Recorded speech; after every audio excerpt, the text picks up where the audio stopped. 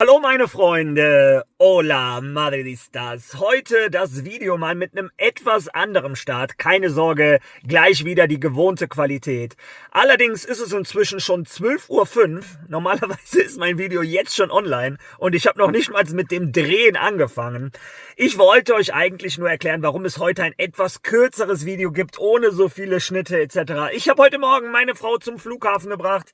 Die ist jetzt etwas länger als eine Woche in Deutschland. Ja, und es kommt so, wie es kommen muss. Ich habe nicht nur mit der Fahrerei logischerweise Zeit verloren, sondern kaum ist Mama weg, ruft die Schule an, meine Tochter hat Bauchschmerzen. Das heißt, heute muss ich auch Papa sein, werde mich um meine Tochter kümmern. Ich hoffe, ihr habt dafür Verständnis. Trotzdem habe ich zwei sehr interessante Themen, die ich mit euch besprechen möchte. Auf der einen Seite geht es um Kylian Mbappé, Arda Güler und José Mourinho. Da gab es online ein Like, was für Furore gesorgt hat, sogar in der Pressekonferenz von Álvaro Arbeloa. Dann möchte ich mich mit euch über ein Angebot von Manchester United für Aurélien Tchouaméni unterhalten. Was da los ist, da bringe ich euch auf den letzten Stand. Und zu guter Letzt schauen wir uns auch an, was gestern in der Liga passiert ist. Es wird auf jeden Fall ein interessantes, spannendes, kurzes Video. Ich hoffe, ihr habt trotzdem Spaß. Also, viel Spaß beim Video.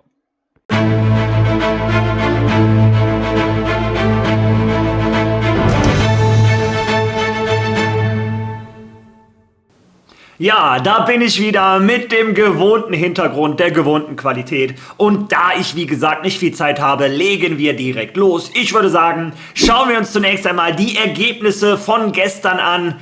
Ja, das Spiel, was uns gestern wohl am meisten interessiert hat, war der FC Barcelona zu Hause gegen Celta Vigo. Die haben mit 1:0 durch einen Elfmeter gewonnen und beim Elfmeterschuss hat Lamine Yamal sich verletzt und könnte den Rest der Saison ausfallen. Zunächst einmal gute Besserung an Lamine Yamal. Ist auch manchmal Fußball ist so seltsam. Der Junge wird wirklich häufig gefoult.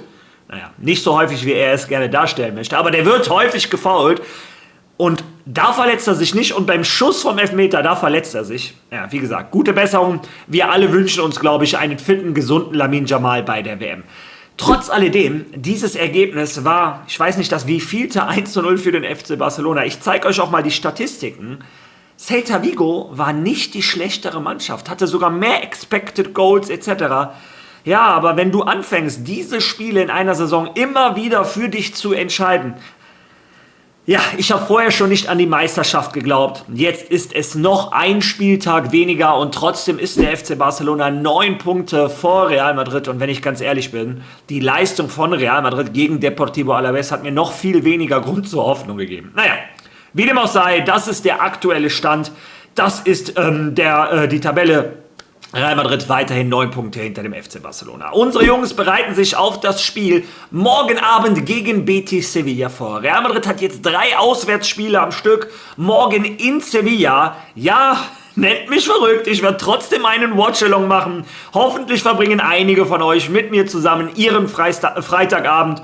Und wir schauen mal, wie Real Madrid sich bei einer wirklich guten Mannschaft wie Betis Sevilla anstellt, wo Isco jetzt auch wieder zurück ist. Also, ja, das wird ein hartes Spiel. Und wenn Real Madrid kein anderes Gesicht zeigt als vorgestern gegen Alavés, dann kann ich mir nicht vorstellen, dass wir da gewinnen. Aber wie gesagt, ich freue mich, mit so vielen wie möglich zusammen dieses Spiel zu schauen. Ja, kommen wir aber jetzt zu einem der Hauptthemen und fangen wir damit an, dass Manchester United Aurélien Tchouaméni möchte. Den Franzosen, der unter den letzten Trainern bei Real Madrid, Carlo Ancelotti, Xabi Alonso und Álvaro Arbeloa auch unantastbar war, eine immer wichtigere Rolle auch in der Vereinskultur von Real Madrid annimmt. Diese Seriosität, dieser Spieler, der immer auf einem absoluten tollen Niveau performt, seit den Pfiffen im Bernabeu. Ich hatte euch ja seine Antwort schon gezeigt. Lesen wir uns den Artikel zusammen einmal durch. Laut dem Telegraph möchte Manchester United den Mittelfeldspieler von Real Madrid als Ersatz für Casemiro verpflichten. Der Vertrag des 26-Jährigen läuft 2028 aus. Das Sommertransferfenster für Mittelfeldspieler in Europa verspricht ereignisreich zu werden. Mehrere Vereine bereiten Transfers vor, um eine Schlüsselposition zu verstärken. Einer davon ist Manchester United, das die Verpflichtung von Aurélien Tchouaméni erwägt. Laut dem Telegraph hatte der französische Mittelfeldspieler bei den Red Devils höchste Priorität. Hier steht der Telegraph, ich glaube, The Guardian hat auch schon hinterhergezogen und das Gleiche berichtet. Obwohl Real Madrid fest mit ihm plant und er einen Vertrag bis 2028 hat, plant Manchester United einen ähnlichen Schritt wie vor einigen Jahren mit Casemiro. Der Brasilianer hat seinen Abschied vom englischen Club zum Saisonende bereits angekündigt, was die Suche nach einem zuverlässigen Ersatz beschleunigt. Er wird nicht der Einzige sein, der geht. Auch Ugarte, der Uruguayer, der ebenfalls als defensiver Mittelfeldspieler eingesetzt wird, steht vor dem Abstieg. Uniteds Bemühungen zur Kaderverstärkung konzentrieren sich daher auf das Mittelfeld. 2 hochkarätige Neuzugänge werden erwartet. Auch Tchouaméni ist im Gespräch. Der 26-jährige Spieler von Real Madrid ist heiß begehrt. Real Madrid zahlte 2022 80 Millionen Euro für ihn. Und obwohl sein Marktwert etwas gesunken ist, genießt er weiterhin einen hervorragenden Ruf. Ja, der Artikel geht noch ein bisschen weiter, aber die Pläne von Manchester United interessieren uns nicht. Uns interessieren die Pläne von Real Madrid. Ja, und jetzt meine Gedanken. Zunächst einmal, Real Madrid sagt ganz klar, Aurélien Tchouaméni ist unantastbar. Und auch hier muss man sagen, weiß Gott, wer diese Informationen streut. Denn auch die Spieler von Real Madrid haben Betreuer. Und Aurélien Tchouaméni performt auf so einem Top-Level, dass es mich nicht wundern würde, wenn der Betreuer sagen würde, ich kann mir gut vorstellen, dass Aurélien Tchouaméni einen besseren Vertrag verdient. Seine Vertragslaufzeit ist jetzt auch nicht mehr so ewig, 2028. Also ich kann mir gut vorstellen, dass der Agent von einem Tchouaméni vielleicht sagt, ein bisschen Druck auf Real Madrid mit solchen Informationen macht. Ja, allerdings könnte es natürlich auch so ein bisschen in diesen Plan passen. Ich sag's immer wieder, Real Madrid ist nicht Manchester City, ist nicht Paris. Wir haben keine Ölstaaten, die uns im Hintergrund finanzieren. Wir müssen das Geld, was wir ausgeben, auch immer einnehmen. Und Real Madrid ist immer wieder bekannt dafür, einen Verkauf zu machen, der wehtut. Viele reden jetzt über den Camavinga.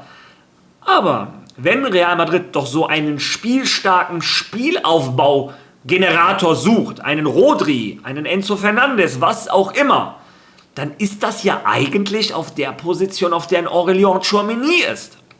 Also, man könnte theoretisch in der Theorie denken, wenn wir einen Rodri holen oder einen Enzo Fernandes etc., dass wir den stellen hinter einen Bellingham, Valverde und den Arda Güler und dass wir damit einen Tchouaméni ersetzen. Und wenn Manchester United jetzt eine perverse Summe bietet, wie 150 Millionen oder 160, 170, könnte das in der Theorie ein Plan von Real Madrid sein. Naja, ich bin gespannt, was eure Meinung ist. Mich würde nichts wundern.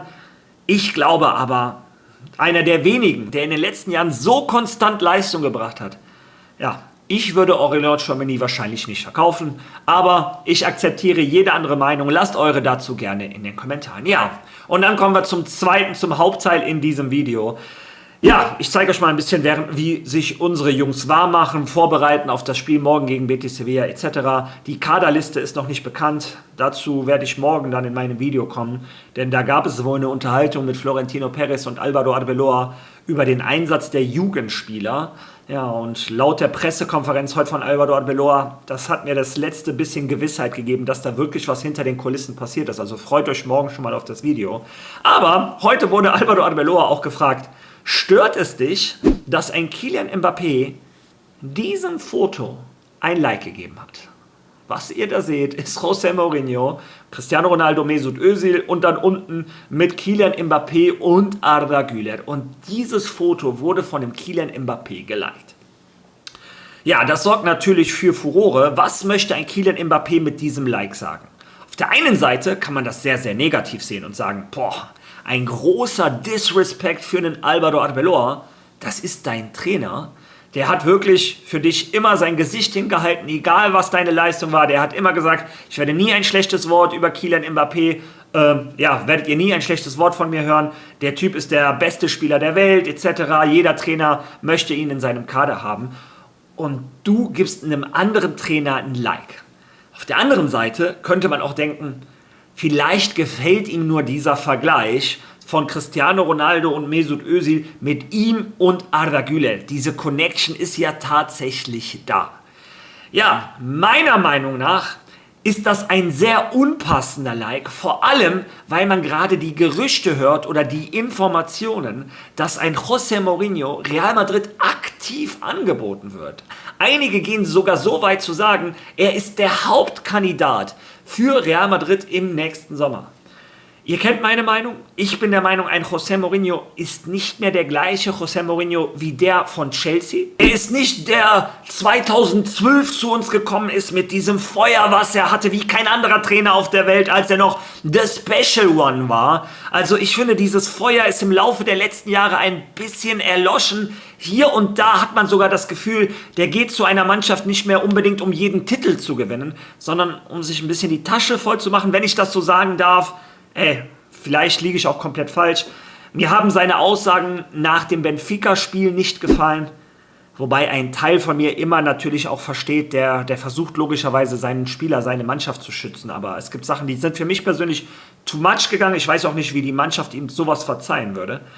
Ja, auf der anderen Seite muss ich aber auch ganz ehrlich sagen, man hält sich ja selber immer für so einen Experten oder was auch immer.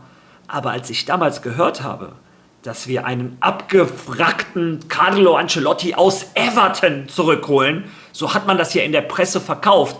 Der hat seinen Zenit lange hinter sich, der trainiert jetzt Everton gegen den Abstieg. Das ist nicht mehr der Carlo Ancelotti von früher. Ja, und der hatte bei uns seinen zweiten Frühling, hat uns zur Champions League geführt, war der beste Trainer, den Real Madrid sich wünschen könnte. Also, meine Expertise ist, José Mourinho ist nicht mehr der Richtige, der hat nicht mehr das Feuer. Aber ich muss zugeben, ich lag bei einem Carlo Ancelotti auch schon falsch. Ja, apropos Arda Güler, wenn wir mal bei dem Thema sind. Ich habe gestern einen sehr interessanten Clip gesehen. Ich bin der Meinung, ich hätte ihn schon mal gesehen vor 1-2 Jahren. Ich habe ihn aber in meinem Archiv nicht mehr gefunden. Deshalb möchte ich ihn mit euch teilen. Und zwar Nuri Sahin wurde zu Arda Güler gefragt. Ja, hören wir uns einfach mal an, was der Ex-Trainer von Dortmund gesagt hat. Ich habe mir Arda bei Dortmund sehr gewünscht und habe Arda sehr oft angerufen. Damals hat er zu mir gesagt, Trainer, egal was passiert, ich werde mir dieses Trikot holen, hat er gesagt. Das hat mir unglaublich gut gefallen. Ich habe gesagt, viel Erfolg auf deinem Weg, ich werde dich immer unterstützen. Und so ist es auch gekommen. Der Mann hat sich das Trikot geholt. Ja, und ich glaube, es gibt keinen besseren, der sowohl ein Borussia Dortmund als auch ein Real Madrid als auch die Türkei verstehen kann, als Nuri Sahin. Der hat ja alles drei durchlebt. Ja, und diese Antwort, die mag so ein bisschen lapidar klingen. Aber Trainer, ich höre nicht auf, bis ich mir dieses Trikot schnappe. Also ein Arda Güler, dem war von Anfang an klar, es kann kommen, was will. Ein Ancelotti kann mich ein Jahr auf die Bank setzen. Egal, was los ist. Die ganze Mannschaft kann unfair sein, was auch immer. Ich werde mir dieses Trikot holen. Ja, und wie Nuri Sahin am Ende gesagt hat, und er hat sich dieses Trikot geholt. Ja, und das ist diese Mentalität, die ich euch immer wieder versuche zu sagen, die mir an Arda Güler so gefällt, die mich so begeistert. Er lebt und blutet für dieses Trikot, für seine Ziele. Und ich bin mir der festen Überzeugung, das nächste Ziel von Arda Güler ist, sich die 10 zu holen. Und wenn Kylian Mbappé noch 5-6 Jahre bei Real Madrid spielt, dann wartet Arda Güler noch 5-6 Jahre, bis er sich diese 10 holt. Da bin ich mir der festen Überzeugung. Also, für die Ganzen, die immer wieder sagen, er muss gehen, was auch immer, Arda Güler hat sein Ziel fest vor Augen und lässt sich von niemandem durcheinander bringen. Auch nicht von einem Nuri Sahin, der mit Sicherheit ein Idol und eine Legende für ihn ist und der ihn als Trainer sehr gerne bei Dortmund gehabt hätte. Und glaubt mal, was ein Arda Güler bei Dortmund wahrscheinlich hätte leisten können mit diesem offensiven Fußball, einem Trainer, der ihm zu 100% vertraut, wäre mit Sicherheit auch schön anzusehen gewesen. Aber es gibt nichts Schöneres als Real Madrid. Ja, das sage ich auch an so einem Tag, als es gerade nicht läuft. Ja, ich bin gespannt, was ihr zu diesem Video sagt. Lasst mir eure Meinung bitte in den Kommentaren. Wenn ihr schon mal da seid, liked dieses Video. Seid so lieb, wenn ihr noch kein Follow da gelassen habt. Drückt bitte auf Follow, unterstützt den Kanal ungemein. Ich würde mich riesig freuen. Und wir sehen uns morgen wieder mit einem sehr spannenden Video. Also, bis dahin. A la Mari!